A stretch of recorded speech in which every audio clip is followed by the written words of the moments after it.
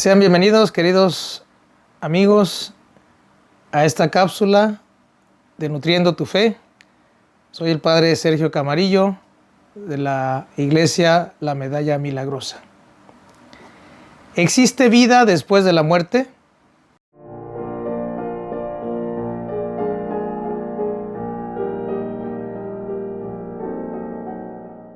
Vamos a responder a esta pregunta a través de las definiciones que son el resultado de siglos de estudio y reflexión sobre estos y otros temas en lo que los católicos conocemos como dogmas de fe, es decir, verdades justificadas a través de la interpretación bíblica y la tradición del magisterio, en la cual muchos teólogos católicos han recurrido a la tradición apostólica para encontrar respuesta a esta pregunta.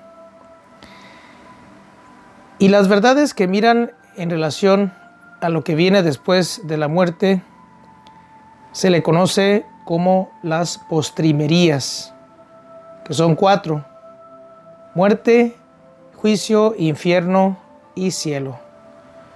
También se le conoce como novísimos porque esta palabra significa los últimos sucesos. Y para nosotros los creyentes en Cristo, creemos que la muerte a este mundo terrenal no es el fin.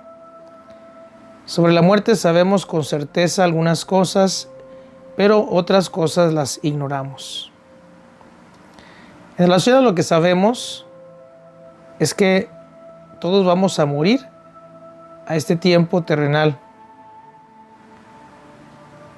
que también se fijará nuestro destino para toda la eternidad en lo que se le conoce como el juicio particular y el juicio final.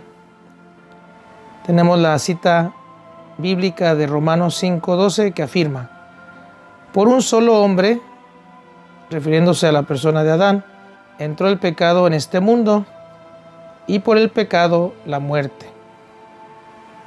Y dice el libro del Eclesiástico capítulo 11 versículo 3: donde caiga el árbol al sur o al norte, allí quedará. En relación al día, el tiempo y el modo de nuestra muerte, no podemos conocerlo. En la Biblia encontramos esta referencia de Jesucristo de estar siempre alertas. En Lucas capítulo 12, versículo 39 y 40, podemos encontrar esta referencia de Jesucristo a la muerte que llegará como un ladrón, es decir, que puede ocurrir de manera desprevenida. Dios nos permite conocer su palabra, conocer el amor que nos tiene, conocer también la importancia que quiere que seamos constructores de los bienes en este mundo, pero también nos habla de los tesoros del cielo. Dice Jesucristo, donde la polilla no los puede destruir, que acumulemos esas obras que para Él son tesoros para el cielo. Y por eso tenemos que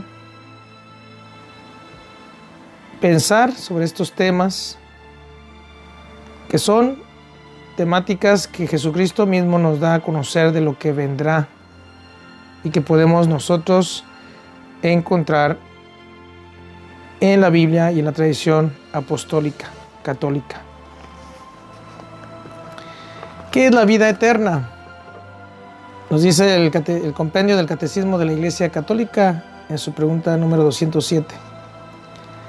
La vida eterna es la que comienza inmediatamente después de la muerte.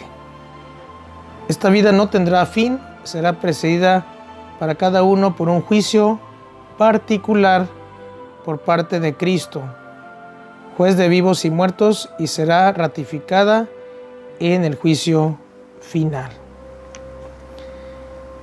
Y la siguiente pregunta, 208, ¿qué es este juicio particular? Es el juicio de retribución inmediata que en el momento de la muerte cada uno recibe de Dios en su alma inmortal en relación con su fe y sus obras. Esta retribución consiste en el acceso a la felicidad del cielo inmediatamente o después de una adecuada purificación, o bien de la condenación eterna al infierno.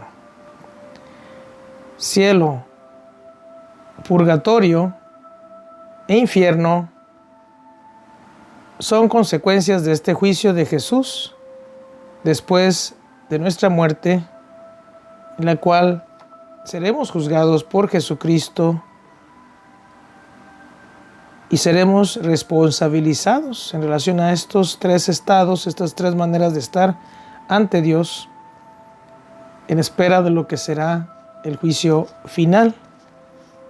Y vamos a analizar qué es el cielo. Por cielo se entiende el estado de felicidad suprema, nos dice la pregunta 209 del compendio del Catecismo de la Iglesia Católica, y definitiva.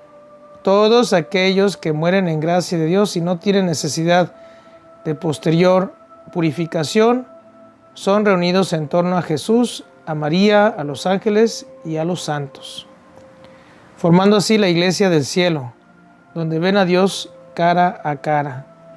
Haciendo referencia a esta cita bíblica, 1 Corintios capítulo 13, versículo 12. Viven en comunión de amor con la Santísima Trinidad e interceden por nosotros. Fíjate que también hay una referencia bíblica muy importante que es el capítulo 5 de San Mateo, donde habla Jesucristo en el sermón en una montaña dirigiéndose a esas personas que se encontraban a su alrededor, hablando de las bienaventuranzas.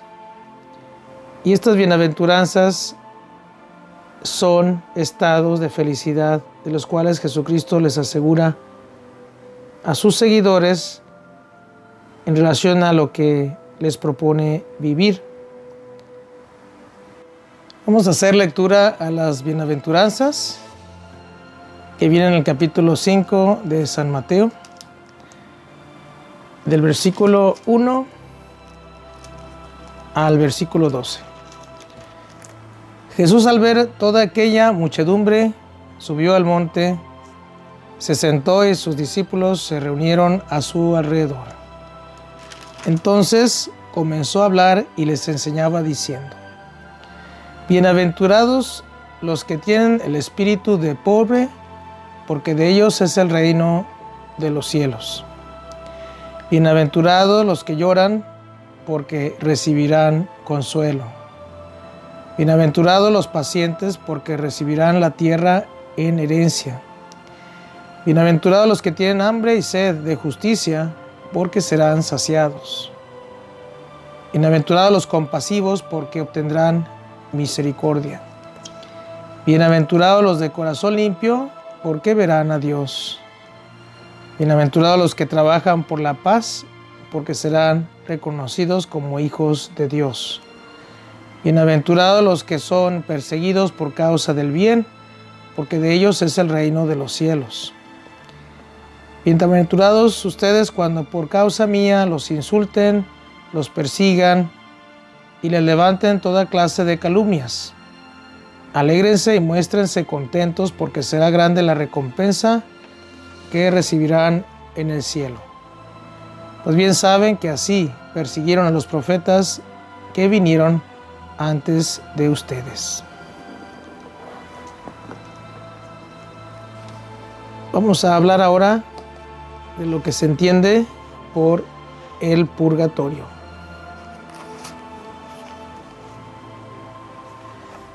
Nos dice el compendio del Catecismo de la Iglesia Católica, en el número 210, ¿qué es el purgatorio?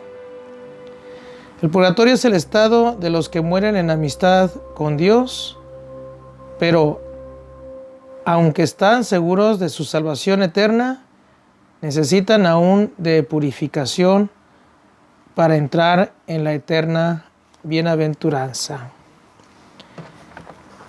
Y una podría preguntarse, ¿cómo se va a dar esta purificación?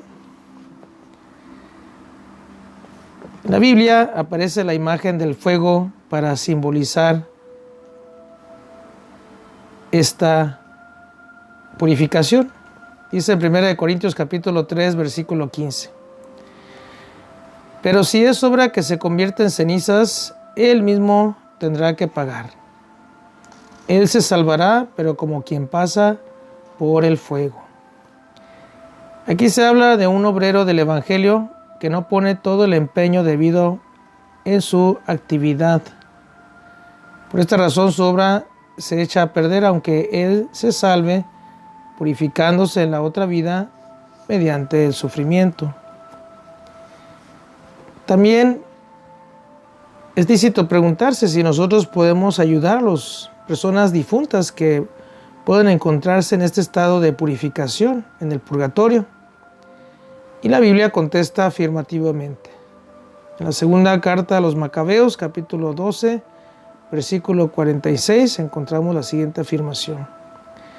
Esta fue la razón por la cual Judas ofreció este sacrificio por los muertos, para que fueran perdonados de su pecado. En el Antiguo Testamento el sacrificio era el acto de culto más importante. Para nosotros los católicos es la Eucaristía. Por eso durante la Santa Misa se ora por los difuntos y se ofrece el sacrificio eucarístico para la purificación de las almas del purgatorio. En la segunda carta a Timoteo, capítulo 1, versículo 16 al 18, encontramos también referencias a esto. Tenemos el caso de San Pablo que pide a Dios en favor de Onesíforo, ya difunto. Primero pide en favor de su familia y después en favor de él, lo que quiere decir que ya estaba muerto. Dice la cita bíblica: que el Señor derrame su misericordia sobre la casa de Onesíforo, porque muchas veces me ha dado nuevo aliento, sin avergonzarse de estas cadenas. Al contrario, cuando vino a Roma me buscó activamente y me encontró. Que el Señor le conceda encontrar su misericordia en aquel día.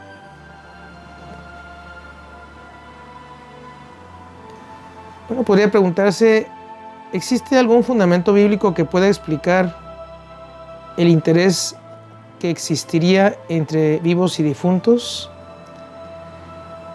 Se trata de la doctrina sobre el cuerpo místico de Cristo. Según esta doctrina, todos los seguidores de Cristo, vivos y difuntos, pertenecemos al cuerpo de Cristo, que es la Iglesia, y por lo tanto existe una profunda capacidad de intercesión de unos por otros. Dice en primera carta a los Corintios, capítulo 12, versículo 26, los miembros se preocupan los unos por los otros. En la carta a los Colosenses, capítulo 1, versículo 24, afirma: al presente me alegro cuando tengo que sufrir por ustedes. Así completo en mi carne lo que falta a los sufrimientos de Cristo, para bien de su cuerpo, que es la Iglesia. De suerte que, en conclusión, entendemos por el purgatorio un lugar de purificación en el cual depende de Cristo esta purificación. ¿Cuánto tiempo duraría? Pues no importa el tiempo. Uno pudiera sufrir más o menos tiempo, pero lo que importa es lo que se purifica. De suerte que sería dependiendo también de lo que faltaría por purificar en la persona de acuerdo a lo que Jesucristo espera de nosotros. Y por eso es importante para nosotros que pertenecemos aquí a esta iglesia católica militante que podamos ofrecer celebraciones de Eucaristía por nuestros seres queridos difuntos, también por lo que se conoce como las almas del purgatorio. Y esta acción solidaria pues beneficia, de acuerdo a nuestra fe y aquellas definiciones dogmáticas, las personas que están en este proceso. También uno podría preguntarse, ¿y qué pasa si nuestras oraciones y buenas obras ya no las necesitan ciertas personas que estamos ofreciéndolas por ellos? La respuesta sería que se aplicarían en la infinita misericordia de Dios a otras personas que sí las necesitarían. Por eso es importante para nosotros valorar también la doctrina sobre el purgatorio como una verdad de fe, de la cual pues existe esta evidencia bíblica y doctrinal de su existencia. Y por último, otra posibilidad del juicio particular es el infierno. ¿En qué consiste el infierno? En la pregunta 212 del compendio del Catecismo de la Iglesia Católica encontramos la siguiente definición. Consiste en la condenación eterna de todos aquellos que mueren por libre elección en pecado mortal.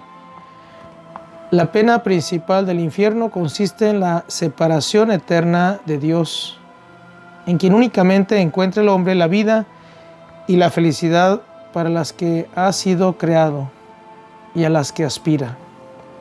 Cristo mismo expresa esta realidad con las palabras que encontramos en la cita bíblica Mateo 25:41.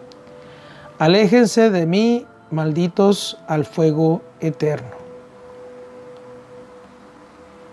También una pregunta lógica que podemos encontrar su respuesta en el Catecismo de la Iglesia Católica, en el compendio, en el número 213. ¿Cómo se podría conciliar la existencia del infierno con la infinita bondad de Dios? Dice en la segunda carta de Pedro, capítulo 3, versículo 9. Dios quiere que todos lleguen a la conversión, pero habiendo creado al hombre libre y responsable, respeta sus decisiones. Por tanto, es el hombre mismo quien, con plena autonomía, se excluye voluntariamente de la comunión con Dios si, en el momento de la propia muerte, persiste en el pecado mortal, rechazando el amor misericordioso de Dios. Y es por eso que también la Iglesia afirma la existencia del infierno. Prueba de la existencia son, como mencionábamos en otra cápsula, los exorcismos que hace Jesucristo de demonios en posesiones de personas. En la actualidad también estas realidades se presentan. Los sacerdotes que tienen esta responsabilidad por sus obispos también tienen una responsabilidad muy grande de diagnosticar correctamente estos fenómenos para, con la mediación de Cristo y de los santos, aplicar los ritos correspondientes para expulsar los demonios de los casos auténticos de posesión de los demonios al infierno. Por último, vamos a ver el juicio final. Y dice la pregunta 214 del compendio del Catecismo de la Iglesia Católica. El juicio final consistirá en la sentencia de vida bienaventurada o de condena eterna que el Señor Jesús, retornando como juez de vivos y muertos, emitirá respecto de los justos y de los pecadores, haciendo alusión a la cita bíblica de Hechos de los Apóstoles, capítulo 24, versículo 15. Reunidos todos juntos delante de sí. tras el juicio final, el cuerpo resucitado participará de la retribución que el alma ha recibido en el juicio particular. Es decir, en el juicio final sucederá la resurrección de los cuerpos. Los cuerpos del cielo, los cuerpos del infierno, también recibirán la resurrección, pero para diferentes maneras de estar ante Dios. ¿Y cuándo será este juicio, el juicio final? Lo responde la pregunta 215 del compendio del Catecismo de la Iglesia Católica. El juicio final sucederá al fin del mundo, del que solo Dios conoce el día y la hora. Y esto es importante valorar. Jesucristo no revela el día y la hora, como pudiera suceder que a veces vemos letreros que afirman contundentemente lo contrario, pero en la tradición católica, con la fundamentación bíblica de la revelación de Jesucristo y una correcta interpretación a través de la tradición del magisterio de la Iglesia Católica, nosotros no sabemos cuándo será este momento. Existen algunos signos que hablaremos en otra cápsula con la temática del juicio final. Y por el momento me despido de ustedes, querido auditorio, deseando que Jesucristo los bendiga abundantemente. Buenas tardes.